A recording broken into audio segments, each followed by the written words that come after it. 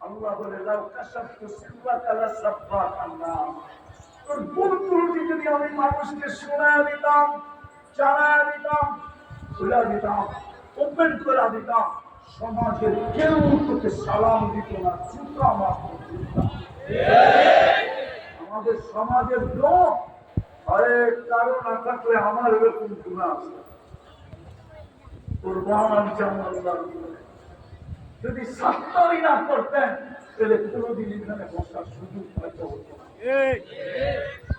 প্রত্যেক ব্যক্তির জীবনে এরকম গুণা আছে, আল্লাহ যদি খুলে দিত তাহলে সমাজের চেহারা দেখানোর সুযোগ ছিল। আর যদি সমাজ নির্লজ্জ হয়ে যায় তাহলে ভিন্ন কথা। সমাজ যদি নির্লজ্জ হয়ে যায় তো ভিন্ন কথা। আল্লাহ বলে 24 ঘন্টা তোর সাথে আমি লুকোচুরি করি, আমি শুধু দেখতে থাকি, তুই গুনাহ করতে থাকি।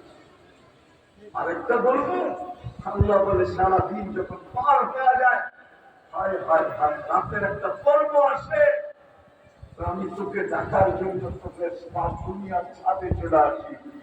এখন আল্লাহ প্রথম আকাশে চলে আসছে, আমি দুনিয়ার ছাদে চলে আসি আর তোকে ডাকতে থাকি, আমি মুস্তাফকে মাহফিল আলা আয় হাত খানা, তুই মাফ করে দেওয়ার জন্য চলে আসছি, তুই হাত উঠাইতে দেরি, আমি মাফ করতে দেরি। কিন্তু এই মজলিসের একজনের আমি বলতে পারবে না আমি ঘুমানোর সময় হাত দুইটা উঠে এক চুমুকও বলতে পারবো না। জানি না মামুনরা পারবে কিনা।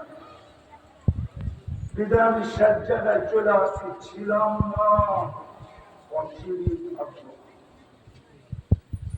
বর্তমানে আসি, কিন্তু অস্তিত্ব দিচ্ছেন আল্লাহ, সাজায়ও দিচ্ছেন আল্লাহ, লবণ পালন করতেছেন আল্লাহ, 24 ঘন্টা ভোগ করতেছি ওনারটা। জীবনটাকে অনার্থক কাটায় গেলে চলবে না। কোরআন এটাই বলে, আপা হাসিবতুম আন্নামা খালাকনাকুম আবাস। কবি এটাই বলছিল, कभी एटी मिल छिलो मिले खाक में अहले शाह कैसे कैसे सभी खा गई नौजवा कैसे कैसे अजल में न छोड़ा किसना नजारा उसी से सिकंदर सा फाते भी बिहारा हर एक लेके क्या क्या हसर सुधारा परा रह गया यही खाक सारा एक दिन अजमे আমার পুরের বোঝ থেকে যাবে, আমার বাংলা খাট ঐতিহ্য হিসাবে থেকে যাবে, আমি থাকবো না। তুমি এটাই বলে একদিন তোমার ঐতিহ্য থাকবে, তুমি থাকবে না। बचपन में तुझे बर्श खिलाया, जवानी ने मजनू बनाया, बुढ़ापे आके फिर क्या क्या सिखाया, अचल तेरा कर देगी बिल्कुल सफाया, तुझे दुल्हन के रहूं सबसे आला, वो सीरत निराली हो फैशन निराला, यूं ही जिया करता है क्या मरने वाला, तुझे हुस्न ज़ाहिर ने धोखे में डाला, जगह जी लगाने का दुनिया नहीं है, ये इबरत की चाह है तमाशा नहीं है।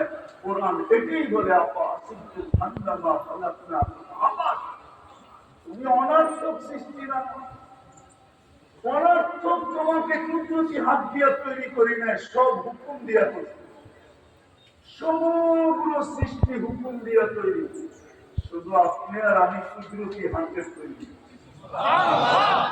আল্লাহ মানে কুদরতি হাত দিয়ে তৈরি, অনার্থক না।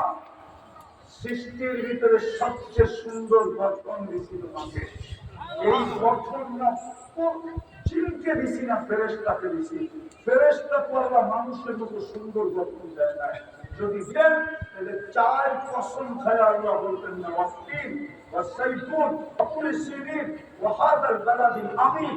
আল্লাহ 4 কসমের পরে বলতেছে লাকাদ খালাকনাল ইনসানা ফি আহসানি তাকওয়িম, মানুষ তোকে সুন্দর গঠন কালকে দিবে। আল্লাহ বলে একটা সুন্দর গঠন দিলাম, অনার্থক। সৃষ্টির ভিতরে মানুষের চেয়ে সুন্দর আল্লাহ কাউকে দেয়, পরি মানুষের চেয়ে সুন্দর। আপনাদের ধারণা কি পরি সুন্দর না মানুষ সুন্দর? তাহলে বলেন কেন পরির মতো সুন্দরী? পরি যদি সুন্দরী হইতো তাহলে কাইদা ফুলের কালা ছাড়ারে কেন ধরলো? আরে যুক্তি দিয়ে বুঝান না, ও যদি সুন্দরী হইতো তো কালো ছাড়ারে কেন ধরলো? ও তো ওর চেয়ে রূপসীকে ধরবে, ঠিক না? সুন্দরকে ধরবে, ঠিক না? যুবরাজগুলা রাস্তা দিয়ে হাঁটতেছে, কাউকে ধরে না, ওই কাইলারে ধরে ধরেছে। বুঝা গেল কালোটাও ওর চোখে যুবর রাখছে। মানুষ সবচেয়ে সুন্দর। আল্লাহ বলে অনর্থ, দুনিয়াটা তোর হাতে উঠে দিয়া দিলাম। হুয়াল্লাযী খালাকা লাকুম মা ফিল আরদি জামিয়া, পুরোটা দুনিয়া তোর জন্য তৈরি করলাম। অনর্থ, দুনিয়ার আধিপত্য কার কাছে? আরে বলেন না, মানুষের কাছে দুনিয়ার আধিপত্য কার কাছে? আপনি সিএসআর আরএস বাচ্চা পাইবেন করতে নাই, সিএসআর নাই, সিটি দলিল নাই, এই দলিল সেই দলিল। আপনি দলিল বানাইবেন কেন যদি আধিপত্য আপনার কাছে না থাকে? তাহলে তো ভুয়া। জমিনের দলিল নাই, আরে আছে নাকি? আল্লাহ বলতেছে দুনিয়ার আধিপত্য তোর হাতে উঠায় দিলাম। হুয়াল্লাযী খালাকা লাকুম মা ফিল আরদি জামিয়া, আল্লাহ বলে এটা অনন্ত, ফেরেশতাকে তোর খেদমতে লাগায় দিলাম। অনন্ত বিদায় জীবনটা অনর্থক না, এটাকে ভুলে যেতে হবে। ভালো মতো বুঝেন, শেষ জায়গায় চলে আসি। ঘুরা গেলে সেলুট পাবো, সেলুট ঘুরা গেলে একটা একটা দুচেরটা দেখাই থেকে বুঝে আসবে। যদি করতে পারি তো মৃত্যু লগ্নে ফেরেশতাদের সেলুট আসবে। তথা নাসরাত আলামিন মালাইকা, কুরআন বলে, আল্লাহ বলে আমি ফেরেশতা পাঠাই দিব। ফেরেশতা থেকে কবল দিয়া যায়, শুধু কবল দিবে না, অভয় দিবে। অভয়, আল্লাহ তাখাফু, তোমার কোনো ভয় নাই। ওয়ালা তাহজানু, তোমার কোনো চিন্তা নাই। নাহনু আউলিয়াউকুম, আমরা তোমার সঙ্গে থাকব। ছিলাম, আসি এবং থাকবে। দুনিয়াওয়ালা ফেরত কবর পর্যন্ত দিবে। দুনিয়ার মানুষের যে অকৃতজ্ঞ মানুষ প্রমাণ দেব। বিশাল বড় 10 তলা মার্কেট দিয়া গেছে বাবা, মারা যাওয়ার পরে দুনিয়ার সবচেয়ে কম দামের কাপড় কাছে কবরে দিলেন। সবচেয়ে বড় অকৃতজ্ঞকে প্রথমে তো প্রমাণ দিছে দুনিয়ার সবচেয়ে কম দামি কাপড়, ঠিক না? কাপড়ের কাপড়ের চেয়ে কম দামি কাপড় আছে নাকি? প্রমাণ দিছে। আপনি বলবেন হুজুররা তো বলে কম দামি কাপড় দিতে, ঠিক আছে মানলাম, হুজুরদের কথাই মেনে নিলাম, কিন্তু বিবেক তো ভাবতে পাবে বাবা সব দিয়া গেল। কত বড় আমি অকৃতজ্ঞ যে দুনিয়ার সবচেয়ে সস্তা কাপড়টা আমি কোনদিন তো যে প্রশ্ন করলাম না হুজুরের কাছে, হুজুর মন্ত্র মানে না, দিয়া গেল আমাদেরকে এই সস্তা কাপড় দিয়ে কবরে দিব, মন্ত্র মানে না। দেখেন না একটু কিতাব কাইটা একটু দামি কাপড় দেওয়া যাচ্ছে, পর্যন্ত তো হুজুরের কাছে প্রশ্ন করবো না। কবরে রেখা আসতে দেরি করে যাদের মা বাবা নাই এখানে একজন নাই, দেবী পীড়া মুখোশ পড়া হওয়ার জন্য সোয়াব করে। এটা তো টাকা হবে না, টাকা নষ্ট করবে।